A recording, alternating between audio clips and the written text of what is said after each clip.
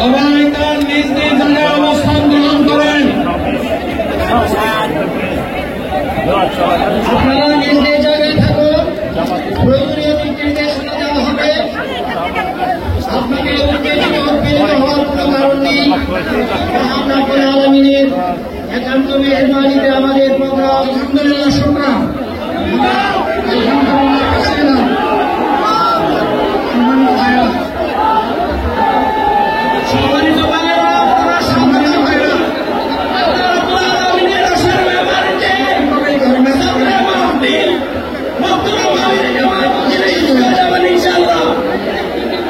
আমি আল্লাহ তাআলার শুকরিয়া আদায় করি, আল্লাহ তাআলার শুকরিয়া আদায় করি আবার আপনাদের সামনে দাঁড়াতে পেরেছি। আমি বলেছিলাম দুর্নীতিমুক্ত বাংলাদেশ ইনশাআল্লাহ সবাইকে নিয়ে আমরা করব।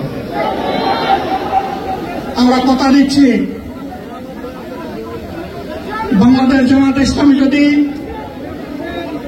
আল্লাহ তাআলার মেহেরবানি এবং সরকার জনগণের ভালোবাসা নিয়ে সরকার গঠন করে,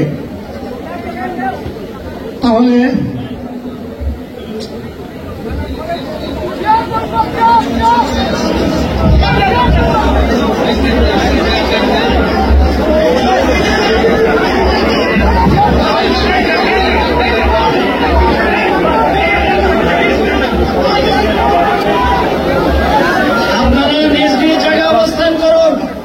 আমাদের স্বেচ্ছাসেবক আছেন, সংশ্লিষ্ট বিভাগের দায়িত্বশীল আছেন, তারা প্রয়োজনীয় ব্যবস্থা নেবেন। কারো মাইকের সামনে আসার দরকার নেই।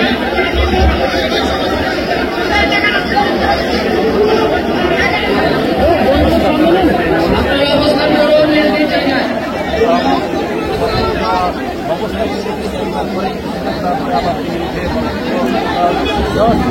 সবাই মেহরবানি করে শান্ত হয়ে বসুন, শান্ত হয়ে বসুন, শান্ত হয়ে বসুন।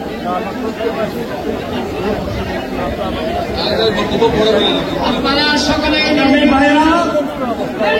আমিরে জামাত একটুখানি অসুস্থ হয়েছেন গরমের কারণে হয়েছে, কিন্তু উনি বারবারই চেষ্টা করছিলেন বক্তব্য দেওয়ার জন্য। ডাক্তাররা বলছেন ওনার বক্তব্য রাখা ঠিক হবে না। ওনার যে বক্তৃতা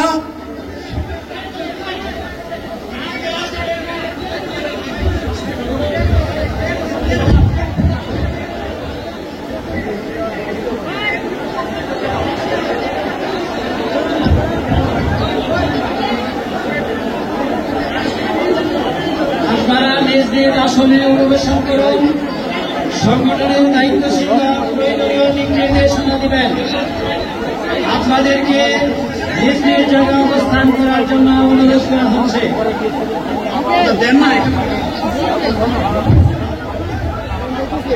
আপনাদের এই গ্রহণগুলো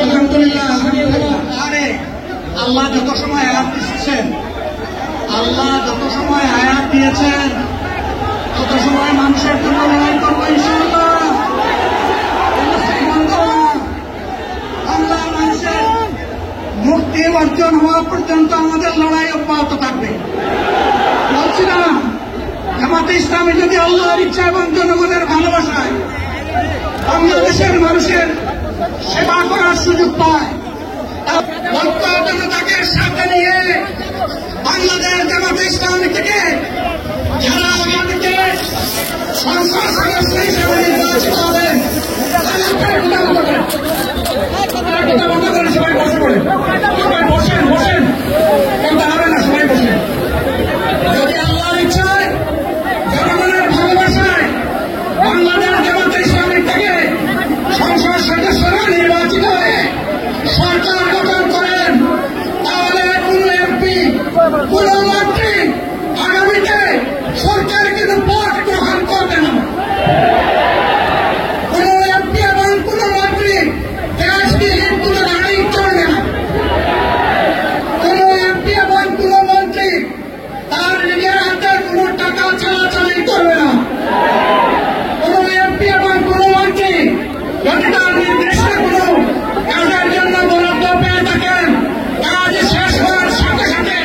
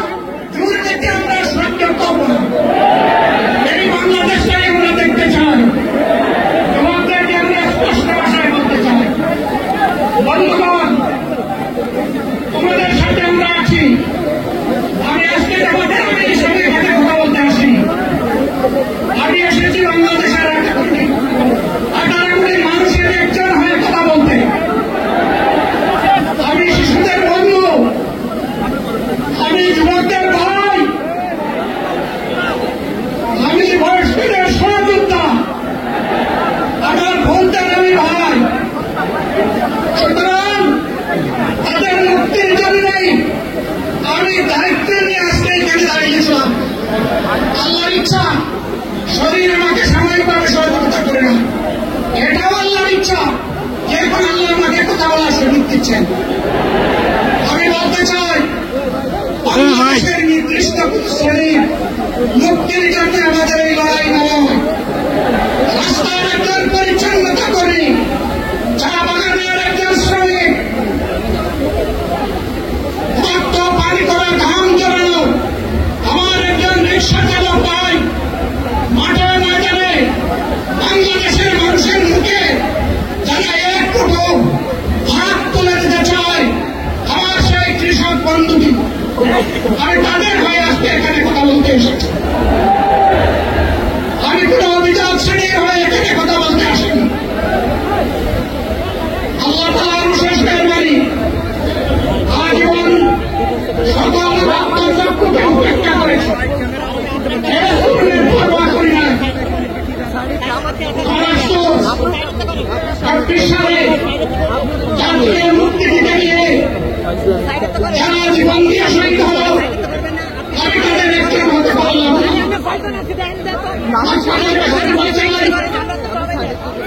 ইসলামের ভিত্তিতে একটি দেশ গড়ে তোলার জন্য আগামীতে যে লড়াই হবে, আমার আল্লাহ সেই লড়াইয়ে আমাকে একজন শহীদ হিসেবে কবুল করে।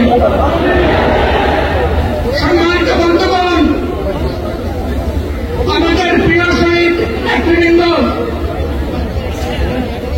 2006 সালের 28 অক্টোবর থেকে শুরু করে গণহত্যা, সাপ্তাহ গণহত্যা, সারা দেশের গণহত্যা, ইলখানার গণহত্যা, 24-এর গণহত্যা, এই গণহত্যা যারা করেছে তাদের সকলের বিচার বাংলাদেশের মাটিতে নিশ্চিত করতে হবে। এদের বিচারের দৃশ্যমান প্রক্রিয়া শুরু না করা পর্যন্ত পুরনো ব্যবস্থাপত্রে বাংলাদেশের চলবে। এতগুলো মানুষ এমনি এমনি জীবন দেয় নাই, জীবন দিয়েছে জাতির মুক্তির জন্য। যদি বস্তা ফুটা পুরানা সব কিছুই টিকে থাকে, তাহলে কেন তারা জীবন দিয়েছে? তারা জীবন দিয়েছে, আগে তাদের জীবনটা ফিরত দেন। যদি সত্যি এই নূতন ব্যবস্থায় নূতন বাংলাদেশ গড়ে তোলা হবে ইনশাআল্লাহ। শিশু, কিশোর, যুবক, মা, বোন, শ্রমিক, ছাত্র, জনতা, ব্যবসায়ী সবাইকে যেই দেশ, যেই সংবিধান, যেই রাষ্ট্র নিরাপত্তা দিতে পারবে, সেই নূতন বাংলাদেশ আমরা গড়ে তুলতে চাই। ভাইয়েরা, আমাকে সবাই চাপ দিচ্ছে, কেউ বলে ভাই শেষ করেন, কেউ বলে চাচা শেষ করেন। আমি তাদেরকে নিশ্চয়তা দিয়ে বলছি, আমার মুখ আমার আল্লাহ নির্ধারিত সময় থেকে 1 সেকেন্ড আগে হবে না। এবং হায়াত যা দিয়েছেন তার 1 সেকেন্ড আগে আমি যাব না। মহান আল্লাহর কাছে আবারও তৌফিক চাই। আপনাদের কাছে যে কষ্ট হয়েছে আপনার, আমি তো এখানে শান্তিতে বসাছিলাম, আর চতুর্দিকে শুধু দৃষ্টি দিচ্ছিলাম। কি কষ্ট হচ্ছে আমার ভাইকে, ভাইরা, এই কষ্ট। আসসালামু আলাইকুম।